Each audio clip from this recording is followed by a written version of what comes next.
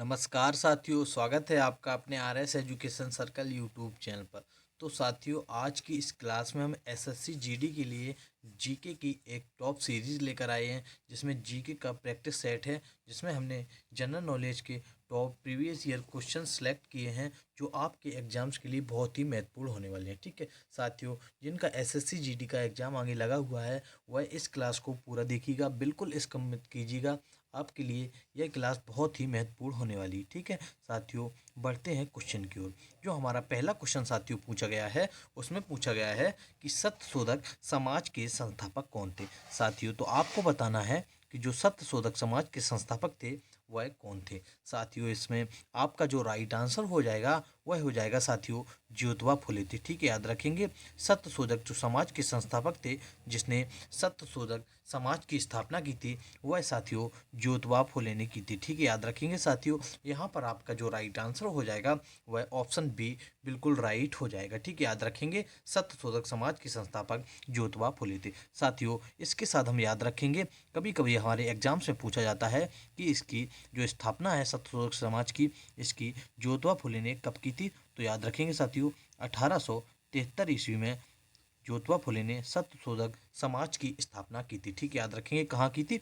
तो याद रखेंगे साथियों, पुणे में 1873 ईस्वी में की थी। ठीक है, जो इसका मतलब होता है सत्यशोधक समाज का कि साथियों सच की खोज करने वाला समाज। ठीक है, याद रखेंगे। आपका यहाँ पर साथियों बी ऑप्शन बिल्कुल राइट हो जाएगा, ज्योतिबा फुले ने की थी। ठीक है, बढ़ते हैं साथियों क्वेश्चन नंबर 2 की ओर। बहुत ही महत्वपूर्ण सभी क्वेश्चन हैं, जो एग्जाम्स के लिए बहुत ही महत्वपूर्ण होने वाले हैं। ठीक है साथियों, जो हमारा दूसरा क्वेश्चन कह रहा है कि सरस्वती सम्मान किस क्षेत्र में दिया जाता है। तो साथियों, आप लोगों को बताना है जो सरस्वती सम्मान दिया जाता है वह किस क्षेत्र में दिया जाता है। ठीक है, याद रखेंगे साथियों, सरस्वती सम्मान साहित्य क्षेत्र में दिया जाता है। ठीक है, आपका यहाँ पर साथियों सी ऑप्शन बिल्कुल राइट हो जाएगा, साहित्यिक क्षेत्र में सरस्वती सम्मान दिया जाता है। ठीक है, याद रखेंगे साथियों। बात करते हैं कि जो सरस्वती सम्मान था वह जिसे पहला सरस्वती सम्मान किसे मिला था। तो याद रखेंगे साथियों, जो पहला सरस्वती सम्मान मिला था वह साथियों मिला था हरिवंश राय बच्चन। ठीक है, याद रखेंगे साथियों, हरिवंश राय बच्चन को पहला सरस्वती सम्मान से सम्मानित किया गया था। ठीक है, याद रखेंगे। कभी कभी हमारे एग्जाम्स में ये भी क्वेश्चन पूछा जाता है कि जो पहला सरस्वती सम्मान मिला था वह किसे मिला था। ठीक, तो साथियों ये भी पॉइंट्स याद रखेंगे कि हरिवंश राय बच्चन को पहला सरस्वती सम्मान मिला था। ठीक है, याद रखेंगे। सरस्वती सम्मान साहित्यिक क्षेत्र में दिया जाता है। ठीक है, बढ़ते हैं साथियों क्वेश्चन नंबर 3 की ओर। क्वेश्चन नंबर साथियों 3 आपका पूछा गया है कि गुलाम वंश का संस्थापक कौन था। साथियों, आपको बताना है कि गुलाम वंश का संस्थापक इनमें से कौन था। तो आपका साथियों जो राइट आंसर हो जाएगा वह हो जाएगा, गुलाम वंश का जो संस्थापक था वह साथियों कुतुबुद्दीन ऐबक था। ठीक है, याद रखेंगे। आपका यहाँ पर साथियों ए ऑप्शन बिल्कुल राइट हो जाएगा, कुतुबुद्दीन ऐबक गुलाम वंश का संस्थापक था। ठीक है साथियों, इन क्लास में सभी मिक्स क्वेश्चन को कवर किया गया है, जो एग्जाम्स के लिए बहुत ही महत्वपूर्ण होने वाले हैं। ठीक है, तो आपका यहाँ पर ए ऑप्शन बिल्कुल राइट हो जाएगा, कुतुबुद्दीन ऐबक ने गुलाम वंश की स्थापना की थी। ठीक है, बढ़ते हैं साथियों अगले क्वेश्चन की ओर। क्वेश्चन नंबर 4 पूछा गया आपका कि जंग लगने पर लोहे का भार क्या हो जाता है। साथियों, जब लोहे में जंग लग जाती है तो लोहे के भार में क्या परिवर्तित आ जाता है या क्या परिवर्तन आ जाता है, यह हमारी क्वेश्चन में पूछ रहा है। ठीक है, तो साथियों आपका जो राइट आंसर हो जाएगा, आप प्रैक्टिकल करके देखिए। जब लोहे में साथियों जंग लग जाती है तो लोहे का भार जो होता है वह साथियों बढ़ जाता है। ठीक है, याद रखेंगे। आपका यहाँ पर साथियों बी ऑप्शन बिल्कुल राइट हो जाएगा, लोहे पर जंग लग जाने से लोहे का भार बढ़ जाता है। ठीक है, याद रखेंगे साथियों, बी ऑप्शन आपका बिल्कुल राइट हो जाएगा। ठीक है, बढ़ते हैं साथियों क्वेश्चन नंबर 5 की ओर। क्वेश्चन नंबर साथियों 5 पूछा गया है, विजयनगर साम्राज्य की राजधानी कहाँ थी। साथियों, बहुत ही महत्वपूर्ण क्वेश्चन है, पूछा है इसमें कि विजयनगर जो साम्राज्य है उसकी राजधानी कहाँ थी। तो याद रखेंगे साथियों, विजयनगर साम्राज्य की राजधानी हम्पी थी। ठीक है, याद रखेंगे। आपका यहाँ पर साथियों डी ऑप्शन बिल्कुल राइट हो जाएगा, हम्पी विजयनगर साम्राज्य की राजधानी थी। साथियों याद रखेंगे, जो हम्पी शहर है वह कर्नाटक में स्थित है। ठीक है, याद रखेंगे। हम्पी शहर साथियों कर्नाटक में स्थित है। विजयनगर साम्राज्य की राजधानी थी वह हम्पी थी। साथियों, इसे चौदहवीं शताब्दी में बनाया गया था। ठीक है, 14वीं शताब्दी में साथियों इसे राजधानी बनाया गया था। ठीक है, बढ़ते हैं साथियों अगले क्वेश्चन की ओर।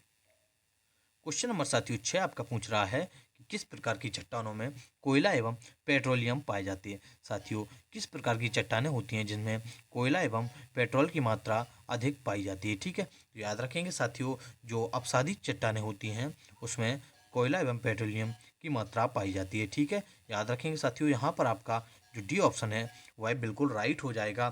कोयला एवं पेट्रोल की जो मात्रा पाई जाती है वह अपसादी चट्टानों में पाई जाती है। ठीक है, याद रखेंगे, आपका डी ऑप्शन बिल्कुल राइट हो जाएगा। क्वेश्चन नंबर साथियों 7 पूछा गया आपका कि देश का पहला सौर ऊर्जा संयंत्र कहाँ स्थापित किया गया है। साथियों, आपको बताना है जो देश का पहला सौर ऊर्जा संयंत्र है वह कहाँ स्थापित किया गया है। तो आपका साथियों इसमें जो राइट आंसर हो जाएगा वह हो जाएगा हरियाणा राज्य में। ठीक है, याद रखेंगे, आपका यहाँ पर साथियों ये ऑप्शन बिल्कुल राइट हो जाएगा। हरियाणा राज्य में देश का पहला सौर ऊर्जा संयंत्र स्थापित किया गया है। ठीक है, तो बताना आपको कि सौर ऊर्जा जो संयंत्र है देश का पहला हरियाणा में स्थापित किया गया। ठीक है, तो हरियाणा की जो राजधानी है वह कहाँ है। तो याद रखेंगे साथियों, जो हरियाणा की राजधानी है वह चंडीगढ़ है। ठीक है, हरियाणा की राजधानी साथियों चंडीगढ़ है। ठीक है, बढ़ते हैं साथियों अगले क्वेश्चन की ओर। क्वेश्चन नंबर 8 पूछा गया साथियों आपका, निम्न में से कौन सा प्रोटीन नाखूनों में पाया जाता है। साथियों, आप लोगों को बताना है कौन सा प्रोटीन होता है जो नाखूनों में पाया जाता है। तो आपका साथियों जो राइट आंसर हो जाएगा वह हो जाएगा केराटिन प्रोटीन। ठीक है, याद रखेंगे, यह क्वेश्चन साथियों एग्जाम्स में कई बार पूछा गया है। ठीक है, तो इसलिए हमने इस क्वेश्चन को इस क्लास में रखा है कि जो प्रोटीनों में प्रोटीन पाया जाता है नाखूनों में वह केराटिन प्रोटीन पाया जाता है। याद रखेंगे साथियों, यहाँ पर आपका ये ऑप्शन बिल्कुल राइट हो जाएगा। एग्जाम से क्वेश्चन काफ़ी बार यह पूछा गया है, तो आप इस क्वेश्चन को या और सभी इस क्लास के सभी क्वेश्चंस को अच्छे से कंप्लीट कर लीजिएगा, जो आपके आने वाले एग्जाम्स के लिए बहुत ही महत्वपूर्ण होने वाला है। ठीक है, क्वेश्चन नंबर साथियों आपका 9 पूछा गया है कि एल्यूमिनियम किससे प्राप्त किया जाता है। साथियों, जो एल्यूमिनियम प्राप्त किया जाता है वह किससे प्राप्त किया जाता है, आपके क्वेश्चन में यह पूछ रहा है। ठीक है, तो साथियों आपका जो राइट आंसर हो जाएगा वह हो जाएगा बॉक्साइट। ठीक है, याद रखेंगे, बॉक्साइट से साथियों एल्यूमिनियम होता है वह बॉक्साइट से प्राप्त किया जाता है। ठीक है, याद रखेंगे, सी ऑप्शन आपका यहाँ पर राइट हो जाएगा और एल्यूमिनियम से बॉक्साइट प्राप्त किया जाता है। ठीक है, बढ़ते हैं साथियों क्वेश्चन नंबर 10 की ओर। क्वेश्चन नंबर साथियों आपका 10 पूछा गया है कि रेड क्लिफ रेखा किन दो देशों की मध्य सीमा निर्धारण रेखा है। साथियों, जो रेड क्लिफ रेखा है वह किन दो देशों के मध्य सीमा रेखा का निर्धारण का कार्य करती है। वह साथियों भारत और पाकिस्तान के बीच। याद रखेंगे, यहाँ पर साथियों आपका ए ऑप्शन बिल्कुल राइट हो जाएगा। भारत और पाकिस्तान के मध्य जो सीमा रेखा निर्धारण करती है वह रेड क्लिफ रेखा कहलाती है। ठीक है, आपका ए ऑप्शन बिल्कुल राइट हो जाएगा। इसमें साथियों एक बहुत ही महत्वपूर्ण क्वेश्चन निकल के आ रहा है जो हर एक एग्जाम से पूछा जाता है कि जो मैकमोहन रेखा है वह किन दो देशों के मध्य सीमा रेखा निर्धारण करती है। तो याद रखेंगे साथियों, जो मैकमोहन रेखा है वह भारत और चीन के मध्य सीमा निर्धारण रेखा करती है। ठीक है, याद रखेंगे, मैकमोहन रेखा भारत और चीन के मध्य सीमा निर्धारण रेखा का कार्य करती है। ठीक है, याद रखेंगे, यहाँ पर साथियों आपका ये ऑप्शन बिल्कुल राइट हो जाएगा। भारत और पाकिस्तान के बीच जो सीमा है उसे रेड क्लिफ रेखा कहा जाता है। ठीक है, क्वेश्चन नंबर साथियों आपका 11 पूछा गया है कि विजयनगर राज्य की स्थापना किसने की थी। साथियों, आप लोगों को बताना है जो विजयनगर राज्य की स्थापना की थी वह किसने की थी। तो आपका साथियों जो राइट आंसर हो जाएगा वह संगम वंश ने की थी। ठीक है, याद रखेंगे, किसने की थी साथियों, संगम वंश ने विजयनगर राज्य की स्थापना की थी। ठीक है साथियों, इसके साथ याद रखेंगे संगम वंश की किसने की थी। तो याद रखेंगे साथियों, हरियर और बुक्का नामक दो भाइयों ने स्थापना की थी। ठीक है, हरियर एवं बुक्का नामक दो भाइयों ने विजयनगर साम्राज्य की स्थापना की थी। बहुत ही बार एग्जाम्स में पूछा गया है कि हरियर एवं बुक्का नामक दो भाइयों ने किस राज्य की स्थापना की थी। याद रखेंगे साथियों, विजयनगर साम्राज्य की स्थापना हरियर एवं बुक्का नामक दो भाइयों ने की थी। और कब की थी, तो यह 1336 ईस्वी में की थी। ठीक है, याद रखेंगे, बहुत ही महत्वपूर्ण क्वेश्चन है, एग्जाम्स में कई बार यह क्वेश्चन पूछा गया है। 1336 ईस्वी में हरियर एवं बुक्का नामक भाइयों ने विजयनगर साम्राज्य की स्थापना की थी। ठीक है साथियों, याद रखेंगे। बढ़ते हैं क्वेश्चन नंबर 12 की ओर। क्वेश्चन नंबर साथियों 12 पूछा गया आपका कि मेघदूत किसके द्वारा लिखित पुस्तक है। साथियों जो मेघदूत है वह किसके द्वारा लिखित है, तो आपका साथियों जो राइट आंसर हो जाएगा वह हो जाएगा कालिदास। ठीक है, याद रखेंगे कालिदास साथियों। जो मेघदूत ग्रंथ है वह कालिदास द्वारा लिखित है। ठीक है, याद रखेंगे साथियों। यहाँ पर आपका डी ऑप्शन बिल्कुल राइट हो जाएगा। मेघदूत नृत्य कालिदास का द्वारा लिखित ग्रंथ है। ठीक है साथियों, जो कालिदास थे वह एक कवि एवं नाटककार थे। ठीक है, याद रखेंगे कालिदास कवि एवं नाटककार थे। ठीक है, इनके द्वारा साथियों जो ग्रंथ लिखा गया है वह मेघदूत लिखा गया है। ठीक है, क्वेश्चन नंबर साथियों आपका 13 पूछा गया है कि शांत घाटी कहाँ स्थित है। साथियों बहुत ही महत्वपूर्ण क्वेश्चन है कि शांत घाटी कहाँ स्थित है, आपको बताना है। वो यह क्वेश्चन एग्जाम्स में कई बार आ चुका है, तो मैंने यह इस क्लास में कवर किया है। ठीक है, शांत घाटी साथियों कहाँ स्थित है, तो आपका राइट आंसर जो हो जाएगा वह केरल राज्य में स्थित है। ठीक है, याद रखेंगे साथियों। यहाँ पर आपका ये ऑप्शन बिल्कुल राइट हो जाएगा, शांत घाटी केरल राज्य में स्थित है। ठीक है, बढ़ते हैं साथियों अगले क्वेश्चन की ओर।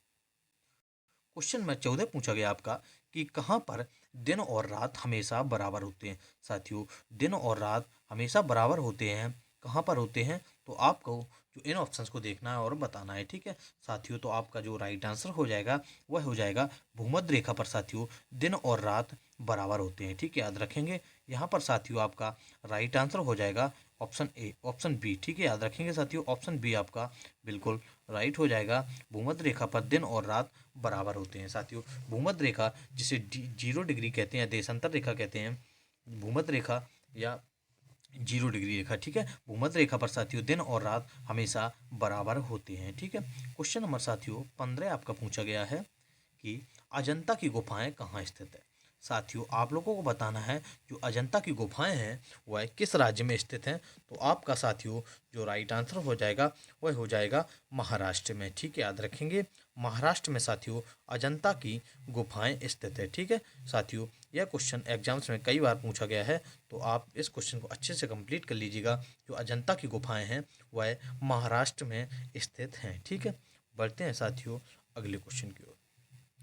क्वेश्चन नंबर साथियों 16 पूछा गया है कि दूध से क्रीम निकलने पर कौन सा बल कार्य करता है। साथियों जब दूध से क्रीम निकालते हैं तब कौन सा बल कार्य करता है, तो आपको इन ऑप्शंस को देख के बताना है। ठीक है, तो आपका जो राइट आंसर हो जाएगा वह हो जाएगा अपकेंद्रीय बल। ठीक है, दूध से जब क्रीम निकालते हैं तो अपकेंद्रीय बल के कारण दूध से क्रीम निकालते हैं। ठीक है, जो बल कार्य करता है वह अपकेंद्रीय बल कार्य करता है। यहाँ पर साथियों आपका बी ऑप्शन राइट हो जाएगा, अपकेंद्रीय बल के कारण दूध से क्रीम निकाली जाती है। ठीक है,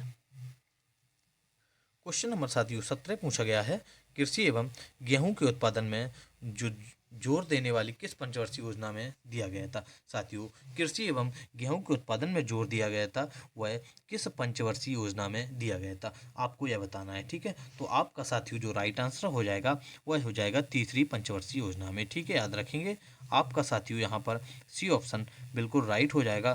तीसरी पंचवर्षीय योजना में कृषि एवं गेहूं के उत्पादन में जोर दिया गया था। ठीक है, और तीसरी जो पंचवर्षीय योजना हुई थी वह साथियों 1961 से 66 के मध्य हुई थी। ठीक है, याद रखेंगे 1961 से 1966 के मध्य तीसरी पंचवर्षीय योजना चलाई गई थी। इसी के दौरान साथियों 1965 ईस्वी में भारत और पाकिस्तान युद्ध हुआ था। ठीक है, याद रखेंगे भारत और पाकिस्तान का जो युद्ध हुआ था वह 1965 ईस्वी में हुआ था। ठीक है, याद रखेंगे जो कृषि एवं गेहूं के उत्पादन में साथियों जोर दिया गया था वह तृतीय या तीसरी पंचवर्षीय योजना में दिया गया था। ठीक है, क्वेश्चन नंबर साथियों 18 पूछा गया आपका कि खिलजी वंश का संस्थापक कौन था।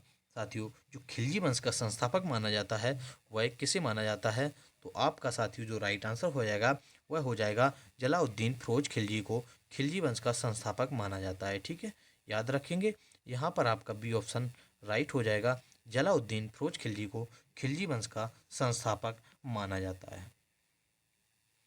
क्वेश्चन नंबर साथियों 19 है आपका कि संसद को संविधान में संशोधन की शक्ति किस अनुच्छेद के अंतर्गत है। साथियों जो संसद को संविधान में संशोधन की शक्ति है वह किस अनुच्छेद के अंतर्गत प्राप्त है, तो आपका साथियों इसमें जो राइट आंसर हो जाएगा वह हो जाएगा 1803 सॉरी साथियों अनुच्छेद 368 ईस्वी में संशोधन की शक्ति है संसद को। ठीक है, किस संसद को 368 अनुच्छेद में संविधान में संशोधन की शक्ति प्राप्त है? ठीक है, याद रखेंगे। यहाँ पर आपका डी ऑप्शन राइट हो जाएगा। संविधान में जो संशोधन कर सकता है वह अनुच्छेद 368 के तहत कर सकता है। ठीक है, याद रखेंगे। यह पॉलिटी से बहुत ही महत्वपूर्ण क्वेश्चन है। क्वेश्चन नंबर 20 है आपका कि भारत में कृषि योग्य भूमि की सिंचाई का मुख्य स्रोत क्या है? तो साथियों, आप लोगों को बताना है कि भारत में कृषि योग्य भूमि की सिंचाई का मुख्य स्रोत है वह क्या है। तो आपका जो राइट आंसर हो जाएगा वह हो जाएगा नहरें। ठीक है, याद रखेंगे। नहरें हैं साथियों, वह कृषि योग्य भूमि की सिंचाई का मुख्य स्रोत है। अधिकतर अभी तक साथियों नहरों से सबसे ज़्यादा सिंचाई की जाती है। ठीक है, याद रखेंगे। यहाँ पर आपका ये ऑप्शन राइट हो जाएगा। जो कृषि योग्य भूमि है उसकी जो सिंचाई की जाती है वह अधिकतम साथियों नहरों से की जाती है। ठीक है। क्वेश्चन नंबर साथियों 21 आपका है कि अनुवांशिकी का पिता किसे कहा जाता है? साथियों, जो अनुवांशिकी का पिता है वह किसे कहा जाता है?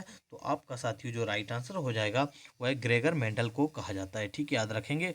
आपका यहाँ पर ये ऑप्शन साथियों बिल्कुल राइट हो जाएगा। ग्रेगर मेंडल को अनुवांशिकी का पिता कहा जाता है। ठीक है, याद रखेंगे। आपका ए ऑप्शन में यहाँ पर साथियों बिल्कुल राइट हो जाएगा। ठीक है। क्वेश्चन नंबर साथियों 22 पूछा गया है। बहुत ही महत्वपूर्ण क्वेश्चन है कि विश्व उपभोक्ता दिवस कब मनाया जाता है? साथियों, एग्जाम्स में यह क्वेश्चन कई बार देखने को मिला है कि विश्व उपभोक्ता दिवस कब मनाया जाता है। तो आपका जो राइट आंसर हो जाएगा वह हो जाएगा साथियों 15 मार्च को विश्व उपभोक्ता दिवस मनाया जाता है। ठीक है, याद रखेंगे। यहाँ पर आपका बी ऑप्शन साथियों बिल्कुल राइट हो जाएगा। 15 मार्च को विश्व उपभोक्ता दिवस साथियों मनाया जाता है। ठीक है, याद रखेंगे। बहुत ही महत्वपूर्ण प्रश्न है। क्वेश्चन नंबर साथियों 23 है आपका कि लाहौर अधिवेशन की अध्यक्षता किसने की थी? साथियों, आप लोगों को बताना है जो लाहौर अधिवेशन हुआ था उसकी अध्यक्षता किसने की थी। तो आपका जो साथियों राइट आंसर हो जाएगा वह हो जाएगा दादा भाई नौरोजी। ठीक है, याद रखेंगे। दादा भाई नौरोजी ने लाहौर अधिवेशन की अध्यक्षता की थी। साथियों, जो लाहौर अधिवेशन हुआ था वह कब हुआ था? तो साथियों 1893 ईस्वी में लाहौर अधिवेशन हुआ था जिसमें दादा भाई नौरोजी ने अध्यक्षता की थी। ठीक है, याद रखेंगे। आपका यहाँ पर ए ऑप्शन साथियों बिल्कुल राइट हो जाएगा। क्वेश्चन नंबर 24 है कि पानीपत के प्रथम युद्ध में किसकी विजय हुई थी? साथियों, इससे 2-3 हम क्वेश्चन यहाँ पर निकाल के आपको बताएंगे कि पानीपत के प्रथम युद्ध में किसकी विजय हुई थी। तो याद रखेंगे साथियों, जो पानीपत का प्रथम युद्ध हुआ था वह 1526 ईस्वी में हुआ था। ठीक है, याद रखेंगे साथियों। 1526 ईस्वी में पानीपत का प्रथम युद्ध हुआ था। ठीक है, याद रखेंगे साथियों। जो पानीपत का प्रथम युद्ध हुआ था वह किसके मध्य हुआ था? तो वह बाबर और साथियों इब्राहिम लोधी के मध्य हुआ था। ठीक है, याद रखेंगे। बाबर और साथियों इब्राहिम लोधी के मध्य हुआ था जिसमें बाबर की साथियों विजय हुई थी। ठीक है, याद रखेंगे। यहाँ पर आपका सी ऑप्शन राइट हो जाएगा। पानीपत का प्रथम युद्ध 1526 ईस्वी में हुआ था जिसमें बाबर और इब्राहिम लोधी के मध्य हुआ था जिसमें बाबर की विजय हुई थी। इस विजय के बाद लोधी वंश का जो दिल्ली सल्तनत पर लोधी वंश था उसका अंत हो गया था। ठीक है, बाबर ने लोधी वंश का अंत कर दिया था। इसके बाद साथियों मुगल वंश स्टार्ट होता है। ठीक है, जब इस पे विजय हो जाती है 1526 ईस्वी में, इसके बाद मुगल वंश की स्थापना की थी बाबर ने। ठीक है, बढ़ते हैं साथियों क्वेश्चन नंबर 25 की ओर। क्वेश्चन नंबर साथियों 25 है आपका कि हवा की गति किस उपकरण से मापी जाती है? साथियों, आपको बताना जो हवा की गति होती है वह किस उपकरण से मापी जाती है। तो आपका साथियों जो राइट आंसर हो जाएगा वह हो जाएगा एनेमोमीटर से। ठीक, याद रखेंगे। जो हवा की गति मापी जाती है वह साथियों एनेमोमीटर से मापी जाती है। सी ऑप्शन आपका यहाँ पर बिल्कुल राइट हो जाएगा साथियों। बहुत ही महत्वपूर्ण क्वेश्चन है एग्जाम्स के लिए। हवा की गति साथियों एनीमोमीटर से मापी जाती है। ठीक है साथियों, आज की क्लास यहीं पे समाप्त होती है। अगर आपको वीडियो अच्छा लगा हो तो वीडियो को लाइक कीजिएगा तथा अपने दोस्तों के पास शेयर कीजिएगा। ठीक है, अगर आप चैनल पर न्यू हैं चैनल को सब्सक्राइब कर लीजिएगा जिससे आने वाली वीडियो का अपडेट आपको मिलता रहे। Thank you class.